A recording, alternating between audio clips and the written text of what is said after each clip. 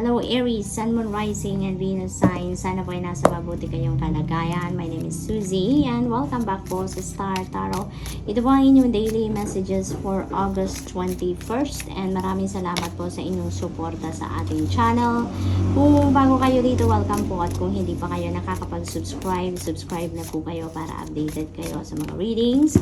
Paalala lang na general reading ito kaya hindi ito mag-resonate sa lahat. Kunin nyo lang po kung ano ang sasakto sa inyong sitwasyon. Kung hindi po mag-resonate sa inyo, panoorin ninyo ang inyong Moon, Rising, and Venus signs dahil baka nandun na mensahe na para sa inyo, and of course, maaari pa rin ninyong i-claim lahat po ng positive energies na mapipick up ninyo sa reading na to.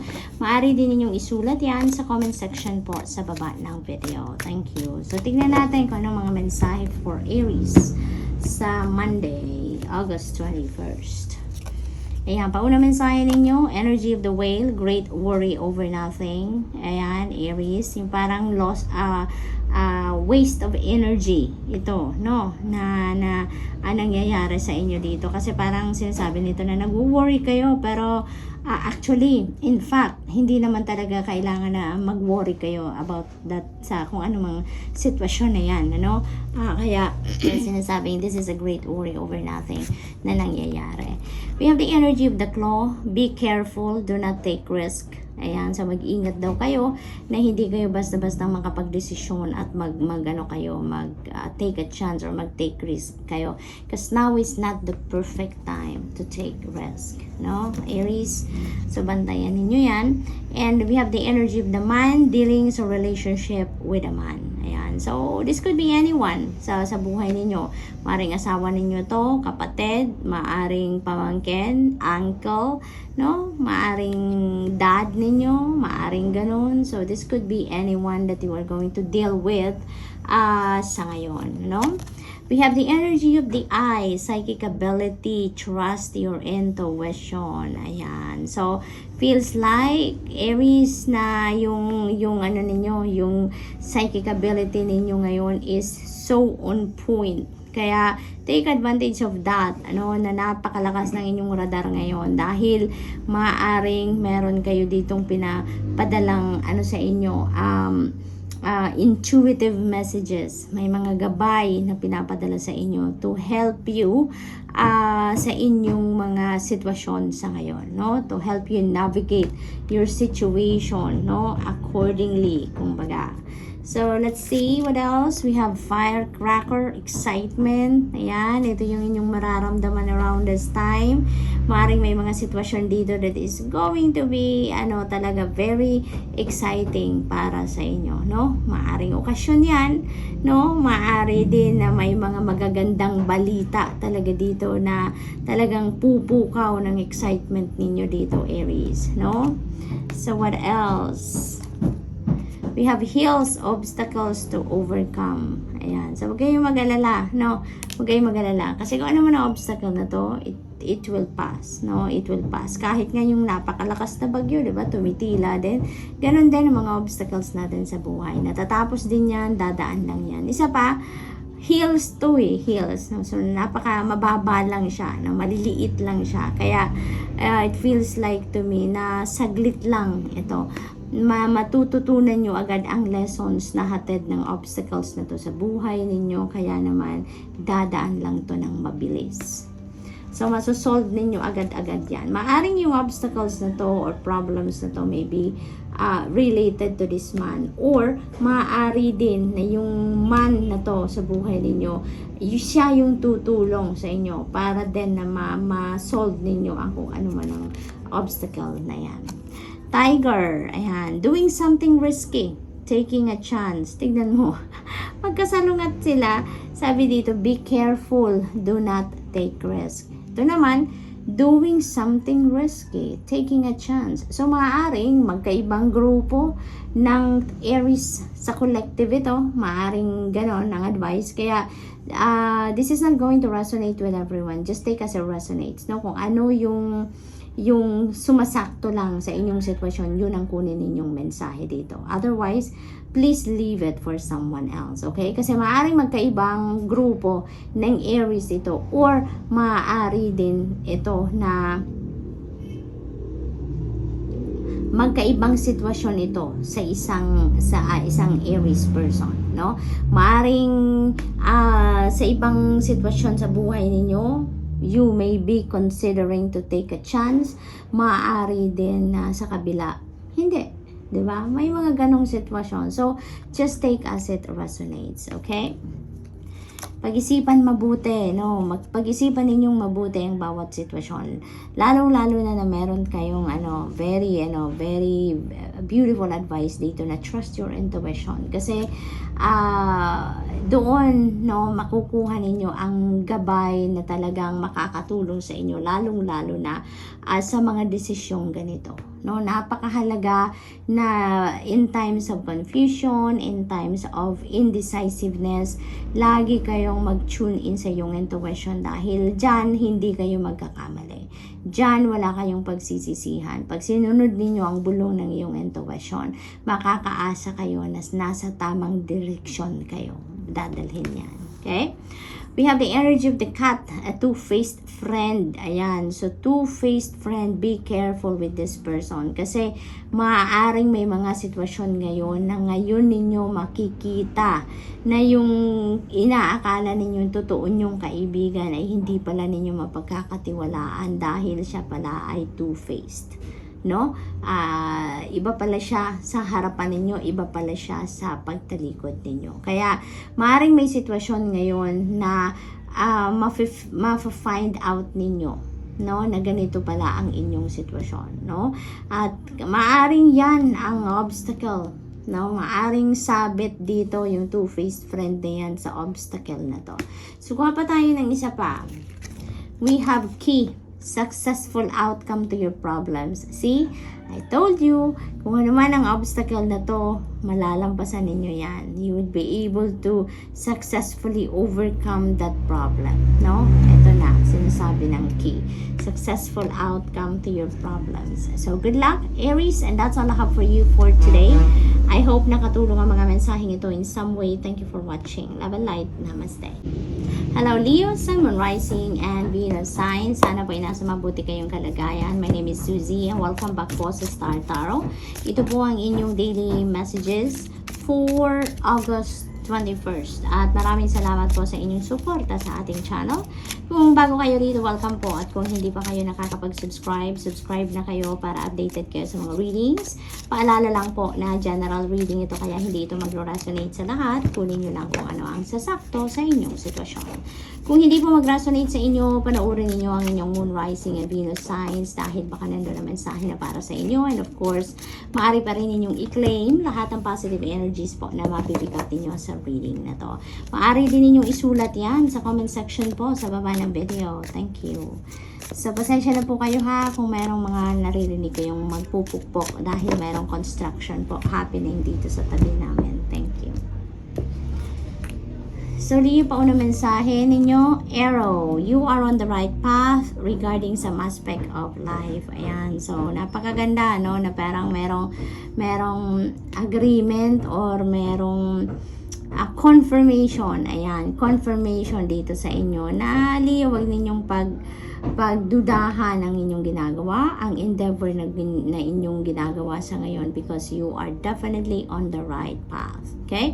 Maari din ang iba sa inyo dito naghihingi ng confirmation talaga. Maari nagdadasal kayo, nabigyan kayo ng sign, no?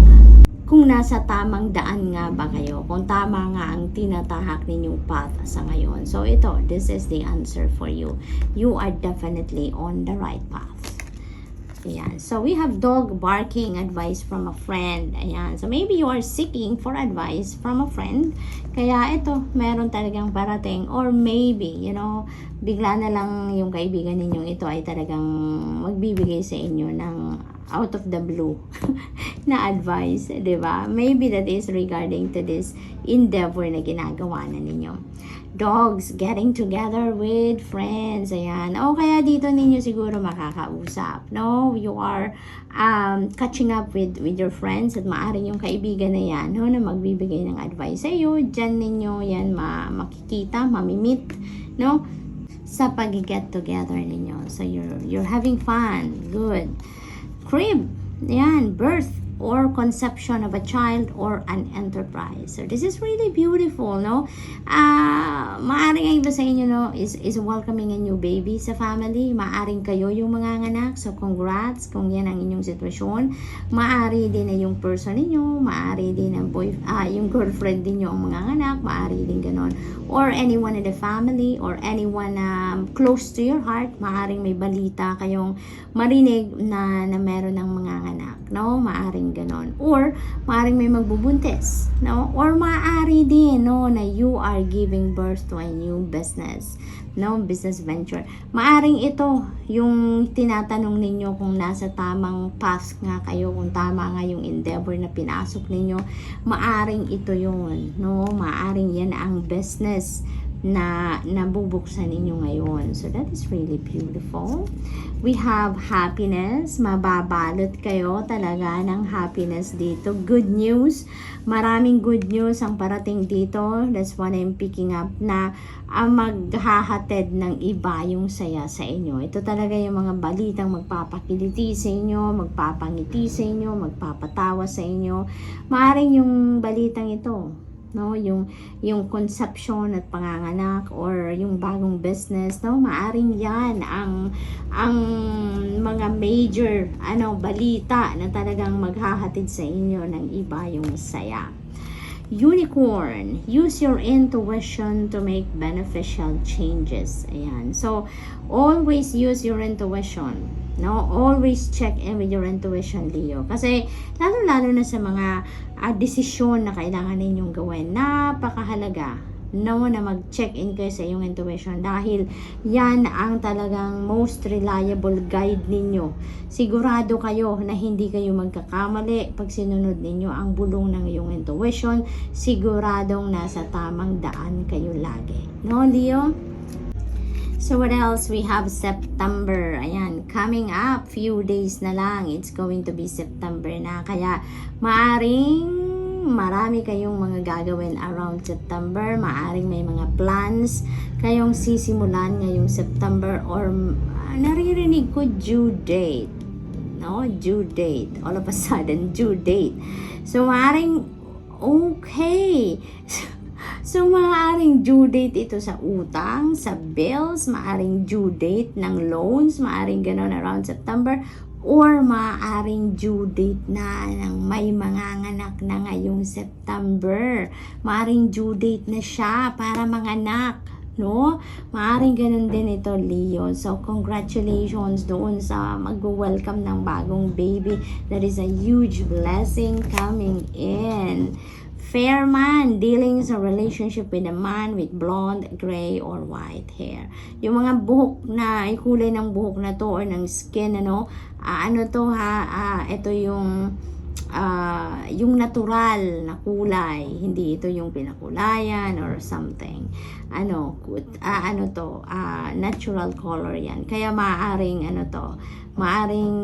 boyfriend nyo to, maaring asawa nyo to, maaring nanliligaw sa inyo, maaring ka-business partner ninyo to. This could be anyone sa buhay ninyo that you are dealing with a fair man. Maaring tatay ito ng baby, no, na ipapanganak. Maaari din ganun ang sitwasyon. So whatever the case may be, Leo, good luck and congrats doon sa mga mag-welcome ng bagong baby and welcoming a new business.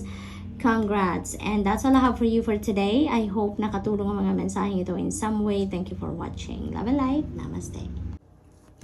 Hello, Sagittarius, Sun, Moon, Rising, and Venus signs. Sana po ay nasa mabuti kayong kalagayan. My name is Susie and welcome back po sa Star Tarot. Ito po ang inyong daily messages for August 21st at maraming salamat po sa inyong suporta sa ating channel. Kung bago kayo rito, welcome po. At kung hindi pa kayo nakakapag-subscribe, subscribe na po kayo para updated kayo sa mga readings. Paalala lang na general reading ito, kaya hindi ito mag-resonate sa lahat. Kunin nyo lang kung ano ang sasakto sa inyong sitwasyon. Kung hindi po mag-resonate sa inyo, panoorin ninyo ang inyong Moon, Rising, and Venus signs dahil baka nandun ang mensahe na para sa inyo. And of course, maaari pa rin ninyong i-claim lahat po ng positive energies na mapipick up ninyo sa reading na ito. Maaari din ninyong isulat yan sa comment section po sa baba ng video. Thank you. kunin natin muna yung laglag.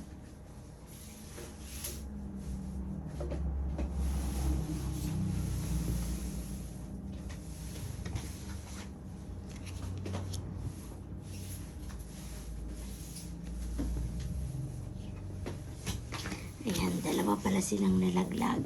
Okay, so yung pauna ninyong card ay heals, obstacles to overcome. Ayan, Sag, maaring meron kayong mga, maliliit lang naman to. No, parang hindi naman to mga big deal na obstacles kasi mga hills lang siya, no? Maaring ma-encounter ninyo around this time, no? For sure, mahahanapan ninyo to ng solusyon, ano? Kasi, di ba, wala namang problema tayong binibigay sa atin or challenges na hindi natin nasusolusyonan. Kaya, ayan. So, yung pangalawa nating card ay Bridge. Ayan, successfully overcoming a problem. Ayan na nga. So, sinagot niya agad, na there are obstacles, may mga problema, may mga challenges, and yan, you would be able to successfully overcome that problems. We have firecracker, ayan, excitement. So, may mga exciting event, na maaaring mangyari dito na talagang, magbibigay naman sa inyo ng excitement na pakiramdam. That's really beautiful. Okay, so tingnan natin pa. We have the cobweb, protected from negative forces beyond your control. Ayan, so may mga challenges talaga na maaring dumating sa buhay ng iba sa inyo dito, pero wag kang mag-alala, no? Kasi kahit man ang mga negativity na dumating or dumikit sa inyong energy field, Sag, sinasabi ng energy na to na you are protected, no? May spiritual protection dito. Kaya you have nothing to worry about, yung mga challenges na yan that comes sa buhay natin for a purpose din, 'di ba? Kaya you have nothing to worry about. It's part of the journey, and at the same time you are protected, no? You are guided and protected and guarded. So what else? We have the owl, and good advice from a wise person. Ayan. So maaaring yung wise person na to is someone na yung parang go-to person ninyo pagdating sa mga problema, o hinihingaan ninyo ng opinion, hinihingaan ninyo ng sage advice. So that could be that person na mag-a-advise sa inyo ngayon. Maari din na parent mo to, maari din na kaibigan mo to, mentor, mga ganon. So what else? We have mice, discord among friends or family. So may mga dito, may mga communication gap. Maaring meron ditong paghihiwalay, ng magkakaibigan or kapamilya. May hindi pagkakaintindihan, maaring ganon. Maaring yan ang mga isa sa mga obstacles, maaring yan ang isa sa dahilan ng pagkakaroon ninyo ng problema dito. Maaring ito yung isa sa magiging problema ninyo dito, yung discord ninyo with a family or a friend, maaring may hindi kayo dito pagkakaintindihan. But you know what, sa lahat ng mga ganyan na mga sitwasyon, 'di ba, nadadala din yan sa masinsinang usapan, sa malumanay na pag-uusap, yung mga ganon. Wala namang hindi pagkakaintindihan na hindi naaayos, 'di ba? Kaya eventually, pag nagbaba na yung tension, pag bumaba na yung mga init ng ulo, magkakausap kayo and mapapatch up kung ano man ang hindi pagkakaintindihan. We have Axe forces working against you. Ayan, so maaaring meron ditong mga mga negative thinking people or low vibration people around you, na maaring siya ang magiging dahilan ng discord na to between you and a family member, between you and a friend. Maaring meron ditong outside forces between you and yung kaibigan mo or kapamilya na yun ang magiging yun ang magiging dahilan or yun ang magiging sanhi ng hindi ninyo pagkakaintindihan, no? So, maaring meron ditong i-entrang marites or marisol, no? Maaring gano'n ang sitwasyon or maaring meron ditong mga kwento, no? Na mga nakarating na mga fake news din naman, maaring gano'n. We also have crown, ayan, honor and respect will come to you, Sagittarius. Finally, no? Maaaring ito din ang sitwasyon na magpapa-excite sa'yo. Kasi, di ba, maaaring pinagtrabahuan nyo to. You earned this, di ba? Hindi naman sa atin binibigay basta yung respeto and honor na manggagaling sa ibang tao. We earned that. Kaya, maaaring ito yung dahilan din para makaramdam kayo ng excitement. Ano? So, kuha tayo ng isa pa. We have fun. Yan.